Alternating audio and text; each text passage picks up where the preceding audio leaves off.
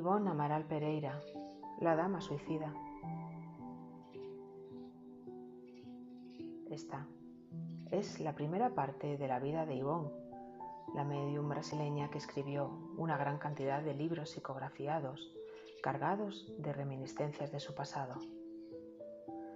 Es una biografía muy interesante, llena de los fenómenos que le ocurrieron y todo lo que sufrió por la ley de causa y efecto. Esta biografía está basada en su libro Recuerdos de la mediunidad, que desde el plano espiritual la animaron a realizar y, con su ayuda e inspiración, escribió para todos nosotros, para que entendamos mejor esa ley justa que hace que nuestros actos tengan sus consecuencias.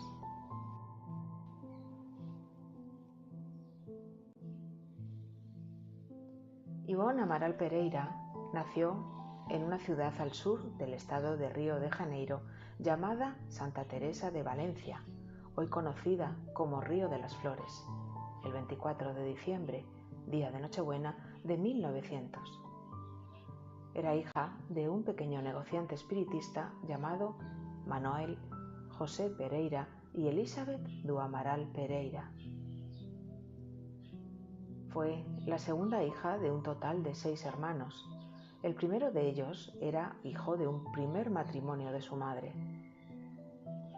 Siendo un bebé de 29 días, durante un repentino acceso de tos, se ahogó y quedó como muerta.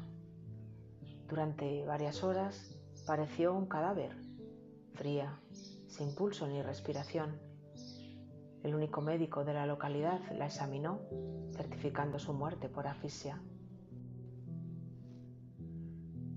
Su abuela y tías la amortajaron para el velatorio, pero Elizabeth, su madre, se opuso a que la expusieran en la sala y a que encargasen el ataúd.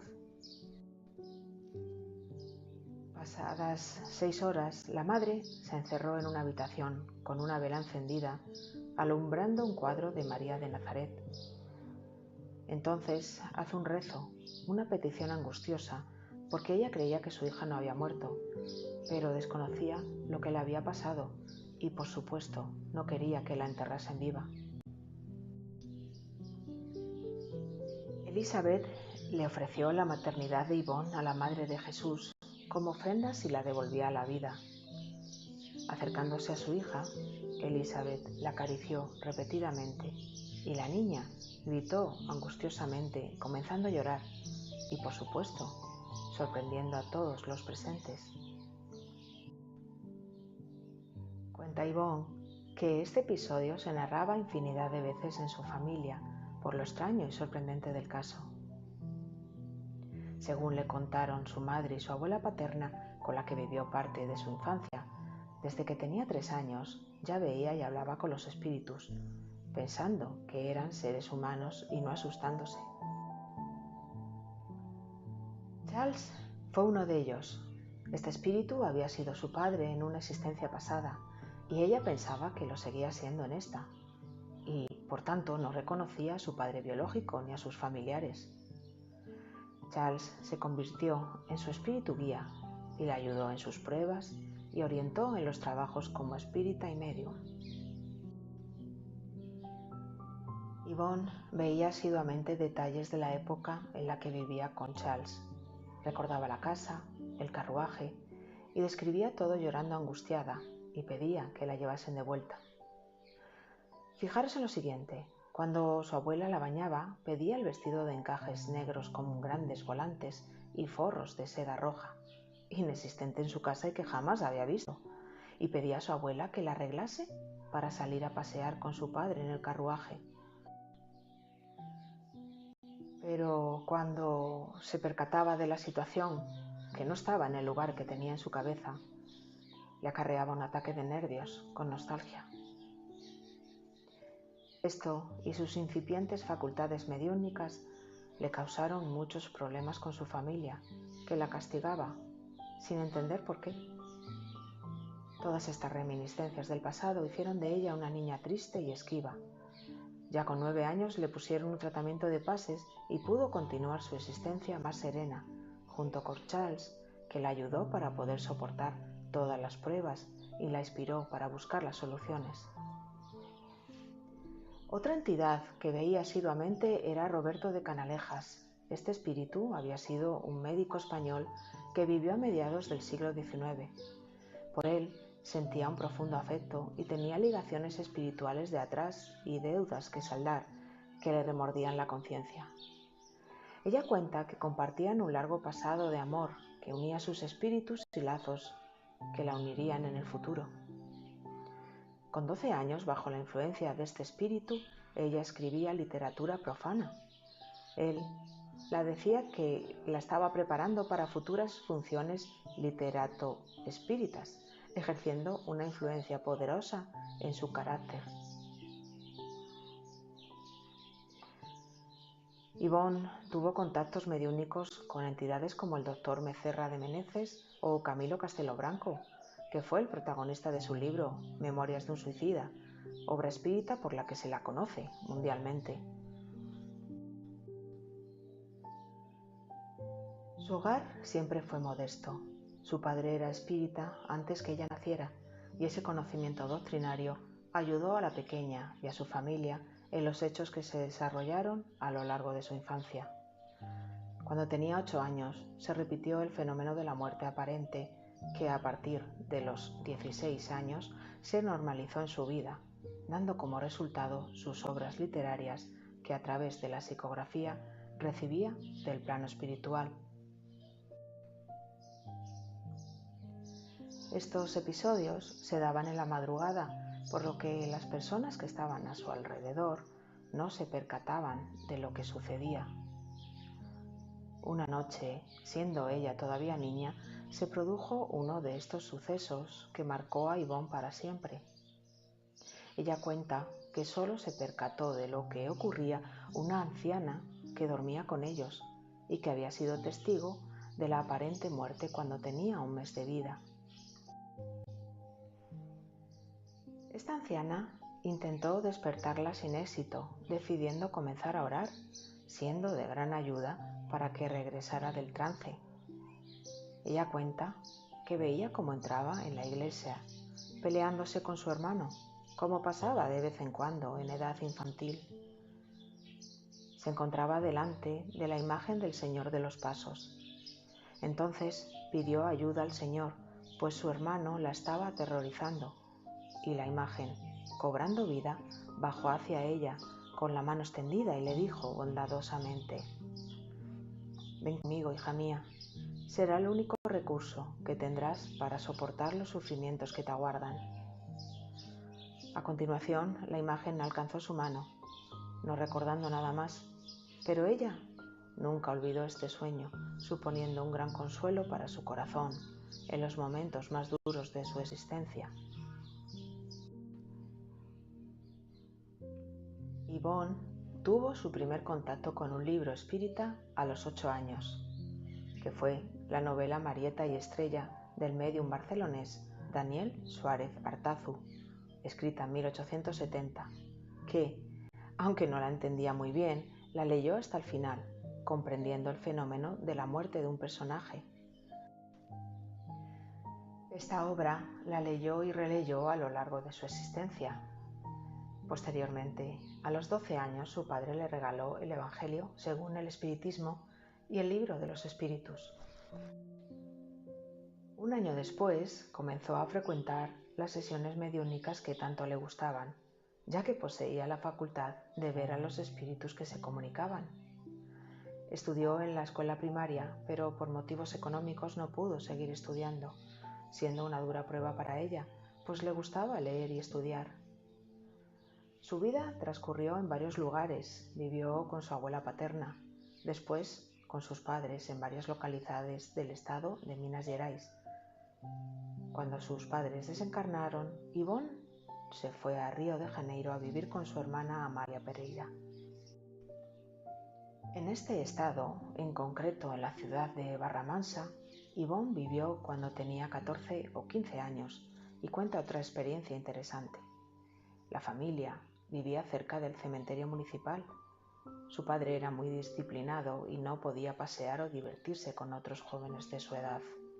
Así que, como tenía cerca el cementerio, comenzó a pasear por las tardes entre las tumbas y leer con tranquilidad. pues se sentía bien. Allí percibía a los espíritus sufridores que seguían unidos a sus cuerpos, que se descomponían bajo la tierra. Ella los veía como personas normales, muy reales, y nunca tuvo miedo, incluso los invitaba a orar con ella y les decía que confiasen en el amor de Dios. En ciertas ocasiones ella presentía la entidad de Roberto y sufría una angustia insoportable, igual a la que sentía durante los desprendimientos del espíritu cuando volvía al pasado. Entonces buscaba en el cementerio la inexistente tumba de Roberto, llamándole por su nombre, siendo ajena, consciente de los extraños que estaban alrededor. Este fenómeno le pasó varias veces y nunca supo qué era y qué lo provocaba, pero pensaba que sería parecido a lo que había sentido en el pasado, cuando por una conciencia culpable se suicidó. Después de que su madre buscara ayuda en el centro espírita de la localidad, Roberto se insinuó menos y estuvo 4 años tranquila. Estos incidentes le hicieron que se diera cuenta de las grandes responsabilidades que había acarreado en otras vidas. A partir de los 16 años comienza a recibir, a través de los trances que sufre, los romances, crónicas y relatos que publicó a lo largo de su existencia. Como vemos, estos trances son constantes. En muchas ocasiones veía a Roberto que la llevaba a un lugar desconocido y después desaparecía. Era entonces cuando revivía los dramas que había provocado en una vida anterior. En esas visiones, Yvonne recordaba la muerte de Roberto, su esposo, y de un niño, y ella se acusaba de la muerte de ambos. Visitaba un mausoleo familiar en Lisboa, donde ella oraba. Así fue como se enteró que en esa existencia había vivido en España, que fue educada en Francia y se había suicidado en Portugal. Pero lo que ocurrió en su existencia anterior se lo mostraron en 1942. En este año, Yvonne enfermó gravemente por un shock nervioso que la mantuvo inconsciente por 2 meses. Los médicos, que no encontraron una causa para su estado, prescribieron un tratamiento para el cerebro en previsión de que se tratase de una embolia. Ella cuenta que una noche en la que se esperaba que desencarnara, despertó con gran esfuerzo y murmuró pidiendo que orasen por ella. Dijo que María de Nazaret intervino para que saliera de la gravedad de su estado. Como os dije anteriormente, en este estado revivió los graves sucesos de su vida pasada. Es posible que fuese Charles, que hiciera que los viera de nuevo y así estimular su coraje para las reparaciones que debía efectuar. Estando en este estado de coma, Yvonne recordó el siglo XIX como hija de Charles, en aquel caserón señorial que ella recordaba. Él era un noble europeo, ella una mujer que había perdido a su marido y a su hija, y que sintiéndose responsable de esas muertes estaba enloquecida por el palacio. Charles le pedía que volviera su alma a Dios, pero ella estaba en un estado próximo a la locura. Su padre, que la quería reconfortar, le decía de llevarla a América a consultar los mejores médicos. Pero Yvonne no tenía consuelo ninguno y preparó su suicidio. Para ello, alquila un carruaje que la lleva a las afueras de la ciudad, donde existía un barranco cerca del río. Escribe una nota para su padre pidiéndole perdón. Se la da al cochero, le pide que se vaya. Este, desconfiado de sus intenciones, no quería dejarla sola, pero ante su insistencia obedece y parte dejándola allí.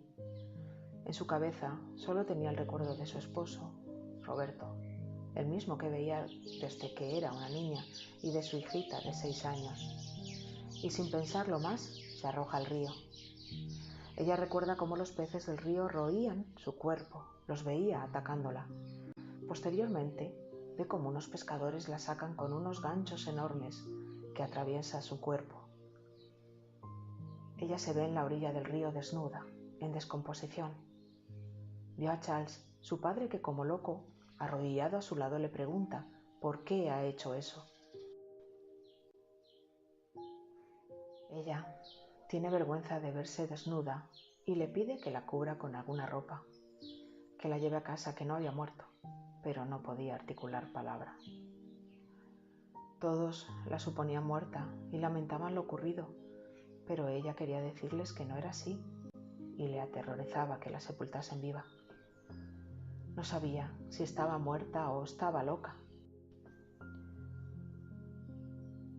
Como se había quitado la vida, ni el oro que tenía su padre pudo comprar el derecho a sepultarla cerca de los seres que había perdido, y fue enterrada en el campo destinado a herejes, judíos y suicidas, y Charles, su padre de luto, lloraba inconsolable.